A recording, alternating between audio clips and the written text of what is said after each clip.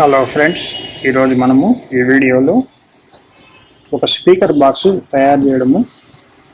దీన్ని ఆల్రెడీ నేను తయారు చేయించాను. ఒక కార్పెంటర్ని పెట్టుకొని ఇది డిజైన్ చేసి, అంటే ఇది నా ఓన్ మెజర్మెంట్స్తో నేను ఇంతకుముందు స్పీకర్ బాక్సులు తయారు చేసేవాడిని ఒకప్పుడు, అంటే దాదాపు 30 ఏళ్ల ముందర. కూడా మధ్యలో ఈ చైనా ప్రోడక్ట్స్ రావడం వలన అవి నిలిపేస్తున్నాను. ఇప్పుడు ఈ ప్రోడక్ట్ మనము తయారు చేసి అమ్మాలనేసే ప్రయత్నంలో ఇది ఫస్ట్గా ఒకటి రెడీ చేసాము. ఇది మొత్తము లామినేషన్ చేసాము, ఒక పర్ఫెక్ట్గా జాయింట్స్ వేసి. దీనికి వాడిన వుడ్ కూడా కంప్రెస్డ్ వుడ్, అంటే ప్యాకింగ్కు వాడే వుడ్. ఇది చాలా హార్డ్గా ఉంటుంది, లైఫ్ కూడా బాగుంటుంది. అందులో వాటర్ ప్రూఫ్, అంటే మెషిన్స్ ట్రాన్స్లేట్ చేయడానికి వాడే ఒక వుడ్ ఇది. దీన్ని నేను సెలెక్ట్ చేసుకున్నాను. దాదాపు 1/4 ఇంచ్ దాకా ఇది ఉంది. ఈ థిక్నెస్ కూడా ఈ 1/4 ఇంచ్ ఉండే, అంటే దాదాపు 16 mm ఉంది. ఇది థిక్నెస్ కూడా వుడ్ మంచి క్వాలిటీది. ఇది సెలెక్ట్ చేసుకున్నాను.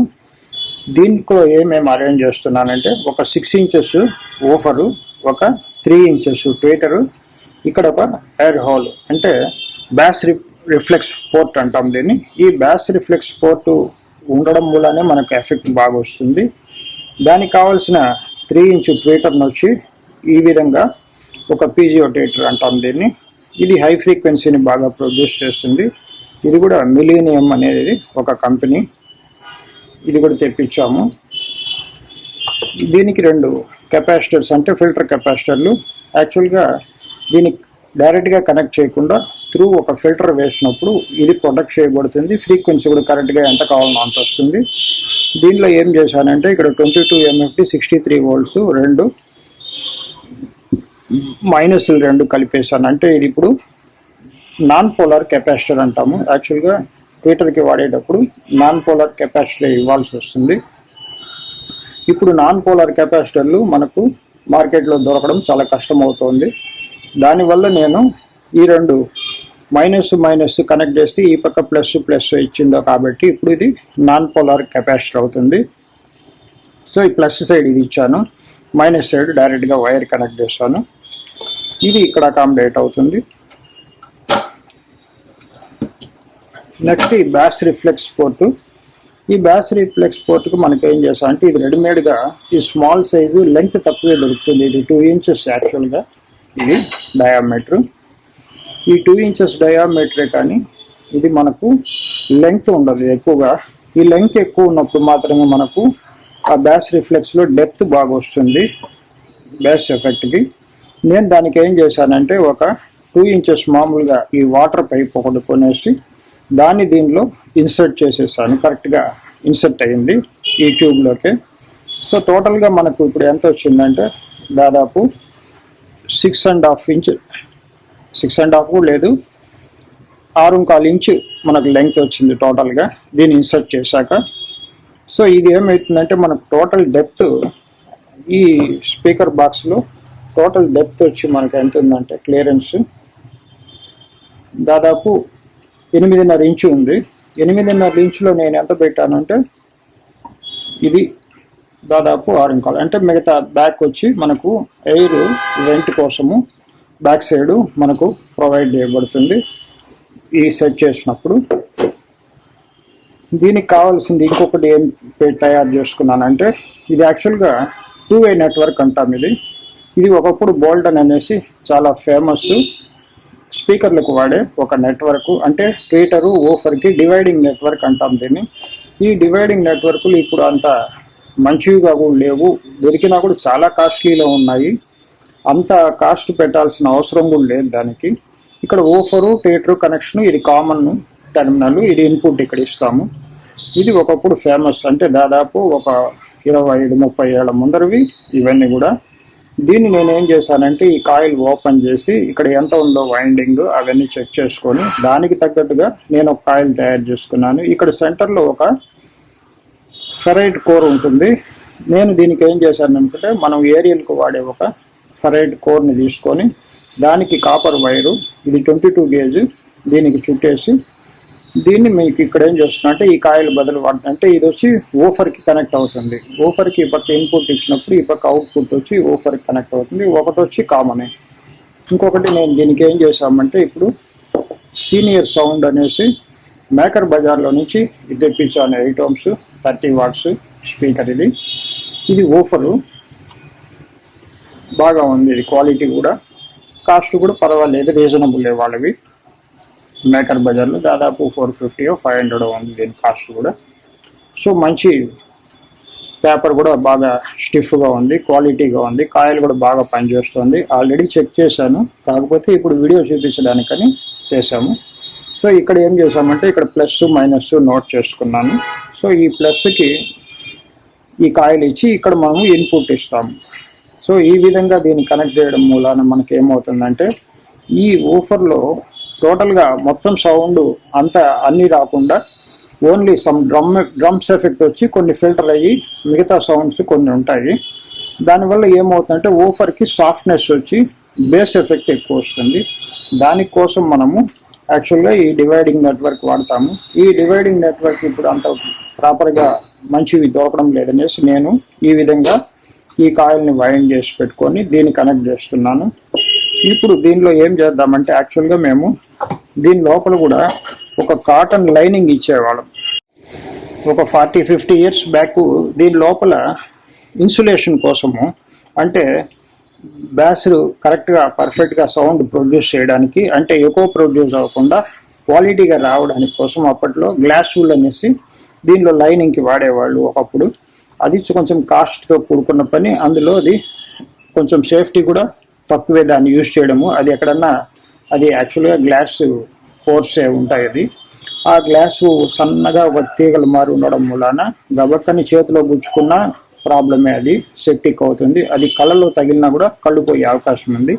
సో దానివల్ల ఇప్పుడు ఎక్కువ వాడడం లేదు. మేము మాత్రం అప్పట్లోనే గ్లాస్ వూల్ కాస్ట్లీ కాబట్టి మేము ఈ మామూలుగా ఇది కాటన్, అంటే హాస్పిటల్ కాటన్ అంటాం దీన్ని. ఈ కాటన్ మనకు బాగా కంప్రెస్ చేసి ఉంటుంది. దీన్ని ఏం చేస్తామంటే లోపల ఇన్సైడ్ చుట్టూ లైనింగ్ ఇచ్చేస్తాము. దానివల్ల మనకు అకోస్టిక్ లెవెల్, అంటే ఎక్కువ రాకుండా స్మూత్గా సౌండ్ రావడానికి, అంటే ఒరిజినల్ సౌండ్స్ వస్తుంది. యాక్చువల్గా స్పీకర్లో ఏమవుతుందంటే ఈ ఎంటీనెస్ ఉంది, దానివల్ల మనకు ఒక ఓపెన్ స్పేస్లో ఉన్న స్పీకర్కి ఒక క్లోజ్డ్ స్పేస్లో పెట్టిన స్పీకర్కి తేడా ఎక్కడ వస్తుందంటే ఎక్కువ ప్రొడ్యూస్ చేయడానికి అవకాశం ఉంటుంది. సో ఆ ఎక్కువ రాకుండా మనం ఏం చేస్తామంటే ఈ కాటన్ దీనిలో ఇన్సైడ్ టోటల్గా లైనింగ్ ఇవ్వడం వలన మనకు ఆ ఎక్కువ న్యాచురల్ సౌండ్, అంటే యాక్చువల్గా ఏ సౌండ్ ఉందో ఆ సౌండ్ మాత్రమే ప్రొడ్యూస్ అవుతుంది. దానికోసం ఏం చేద్దామంటే ఇప్పుడు ఇది లోపల ఇన్సైడ్ దీన్ని ఒక ఫెవిబాండ్ వేసి అంటించేస్తాను. సో ఇది అంటించాక మీకు ఒకసారి చూపిస్తాను.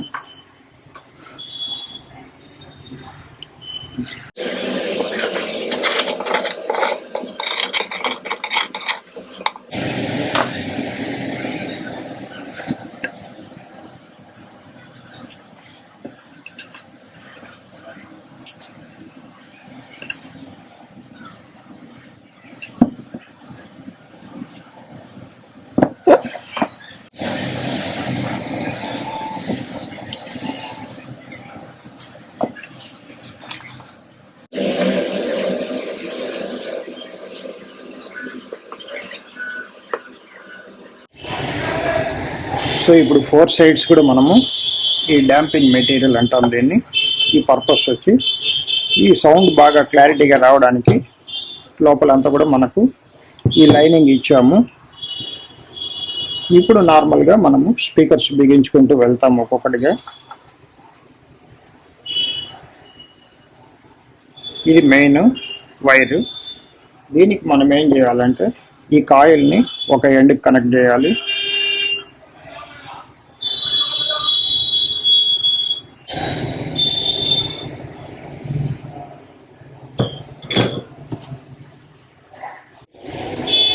మొదటగా ఇది బ్యాస్ రిఫ్లెక్స్ పోర్ట్ని ఇది ఫిక్స్ చేస్తాము. దీనికి ఈ ఫెవిబాండ్ గమ్ ఇక్కడ వేసి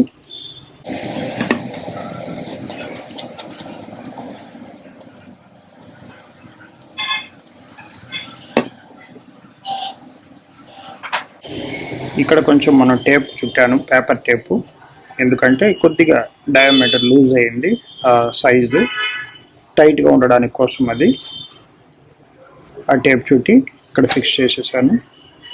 ఈ ఫెవి బాండ్ వేసేస్తే పర్ఫెక్ట్గా టైట్గా పట్టేస్తుంది, అది లూజ్ అవ్వకుండా వైబ్రేట్ అవ్వకుండా. యాక్చువల్గా సౌండ్ అనేది వైబ్రేషన్సే కాబట్టి స్పీకర్లో వచ్చేవన్నీ కూడా దానికి తగ్గట్టుగానే మనము అన్నీ బాగా పర్ఫెక్ట్గా బిగించుకోవాలి. ఇప్పుడు ఈ ట్విటర్ని ఇక్కడ ప్లేస్ చేస్తాము.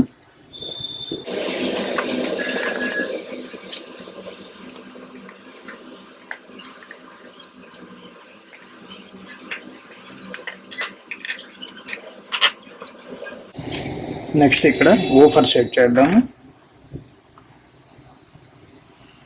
ఈ ట్విటర్ నుంచి వచ్చిన నెగటివ్ వైరు మనకు ఇన్పుట్ వైర్, ఇది దీనిలో నెగటివ్ వైరు, ఈ రెండు కలిపేసి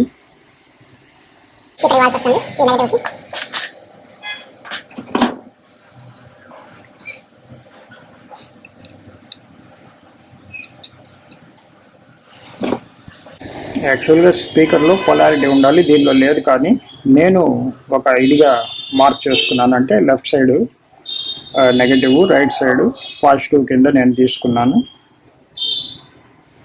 ఇప్పుడు ఈ ట్విటర్ని మాత్రం డైరెక్ట్గా ఆ ఇన్పుట్ వైర్కి ఇచ్చేయాలి, అంటే ఈ లైన్ ఉండేది పాజిటివ్. దీనికే మనం ఏం చేయాలంటే ఇప్పుడు ఈ మనం వైండ్ చేసుకున్న కాయిల్ని ఇక్కడ ఫిక్స్ చేయాలి.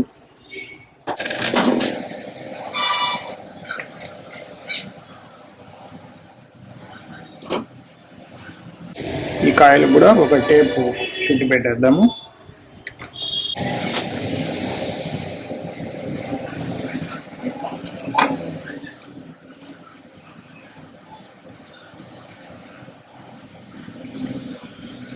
ఇంకో ఎండ్, ఈ కాయిల్లో ఇంకో ఎండ్ని వచ్చి మనకు ఇక్కడ పాజిటివ్కి ఇవ్వాల్సి వస్తుంది.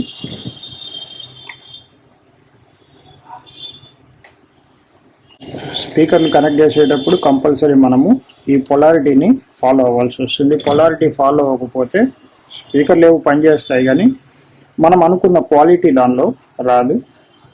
దీన్ని మనం ఇక్కడ ఏదన్నా ఒక ట్యాగ్ వేసి బైండ్ చేసేస్తే సరిపోతుంది.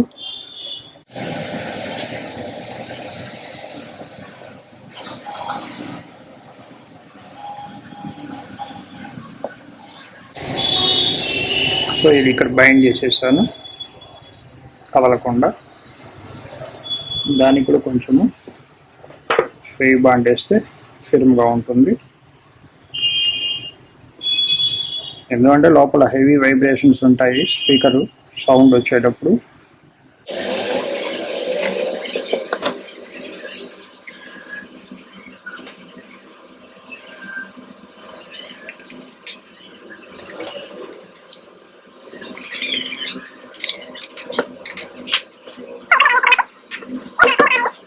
ఈ స్పీకర్ బాక్స్ సైజ్ వచ్చి వెడల్పు 8 ఇంచెస్,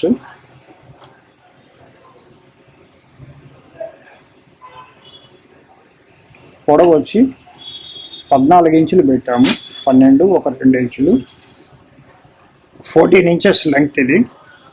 ఇంకా డెప్త్ వచ్చి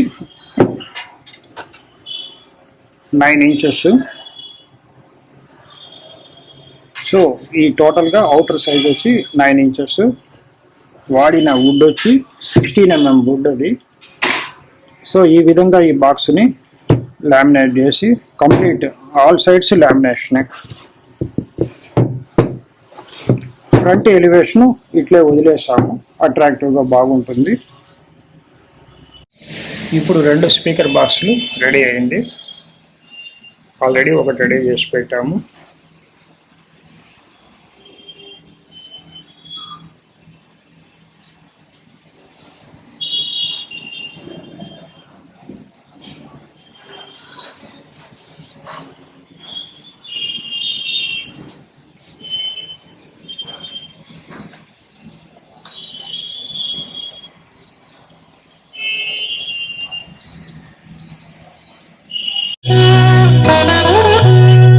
Thank you.